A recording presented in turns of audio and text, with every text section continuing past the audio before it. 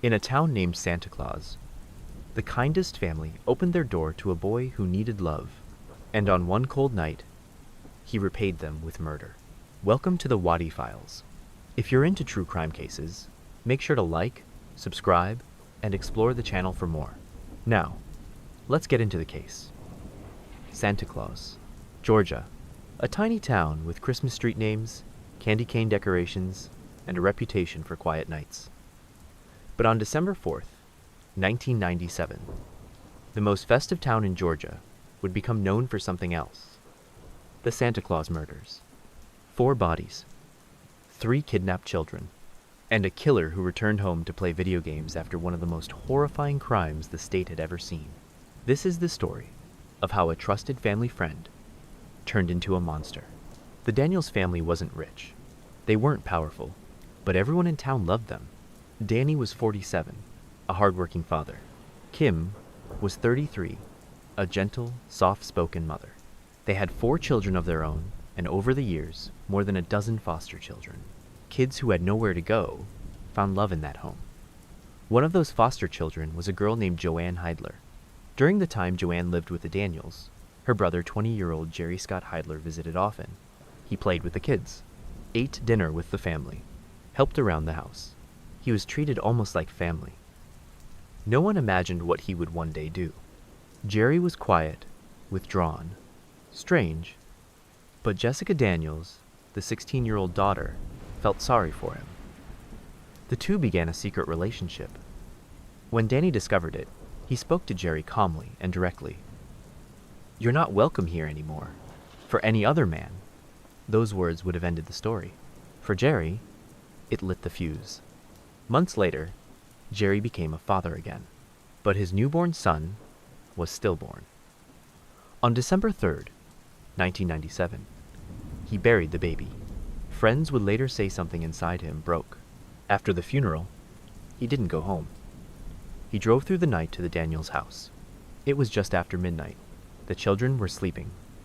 The house was silent. Jerry pried open a bathroom window and slipped inside. No one heard him. He walked straight to the family gun cabinet. He knew exactly where it was. He loaded a Remington 1100 shotgun and stepped quietly down the hallway. Danny and Kim were asleep in their bed. The first blast was deafening. Kim died instantly. Danny woke up, bleeding and confused, trying to stand. Jerry fired again. Down the hall, 8-year-old Bryant slept in his Spider-Man pajamas. Jerry stepped into his room and fired one shot into the back of the boy's head. Bryant never woke up. Jessica heard the gunshots. She ran into the hallway, terrified, sprinting toward her parents' door. Jerry followed. She did not make it far. He raised the shotgun, fired once, and Jessica collapsed just a few feet from her mother. Danny was somehow still alive, crawling, gasping for help. Jerry walked back into the room and shot him 3 more times. 2 babies remained in the house, a 4-year-old boy and a 10-month-old infant. For reasons no one will ever understand, Jerry left them alive, but he dragged 3 other girls, ages 8, 10, and 14, out of their rooms at gunpoint. The children begged him not to hurt them. He said nothing.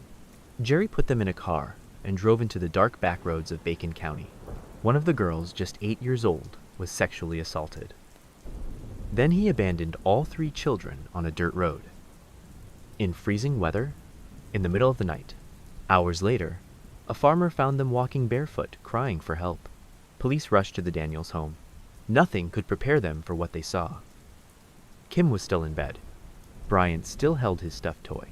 Jessica lay half in, half out of her parents' bedroom, as though she had been trying to save them.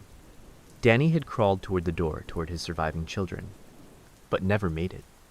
Christmas decorations still hung on the walls. The lights still glowed.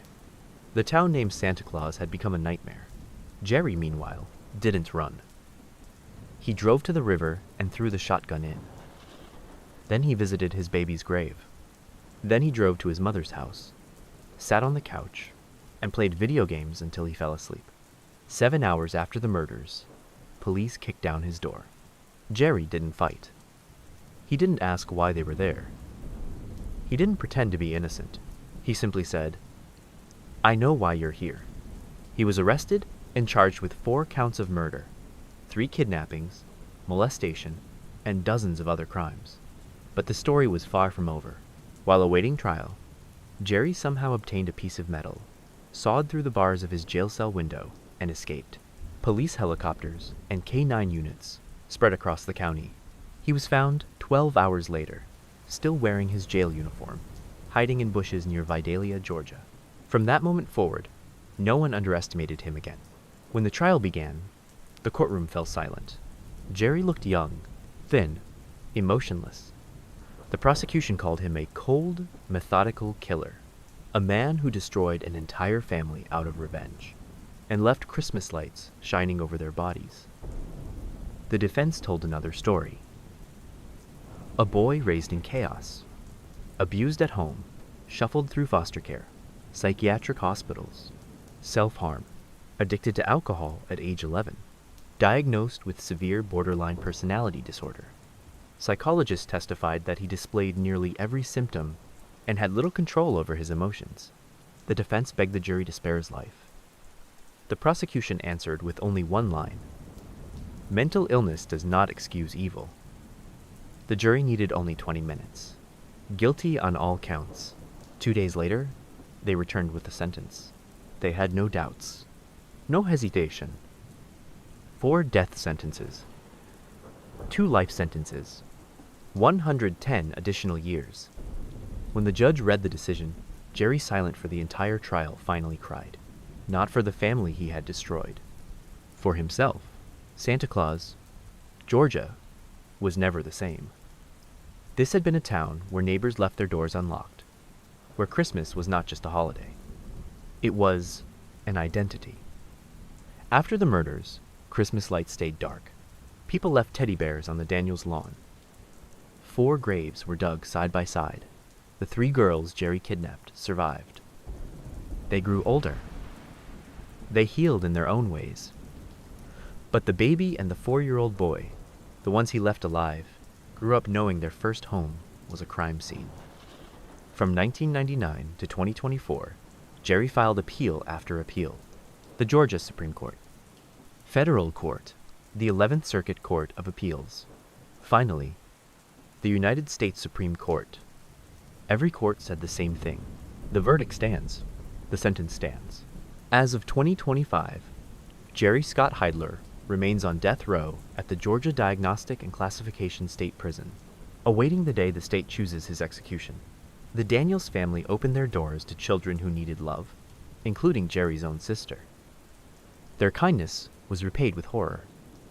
In a town named after Santa Claus, a town built on Christmas cheer, one man stained the winter red, and every December 4th, the town remembers, because even the safest places, they have shadows. Thank you for watching. If this case kept you interested, make sure to subscribe and check out the other cases on the channel. There are more stories waiting.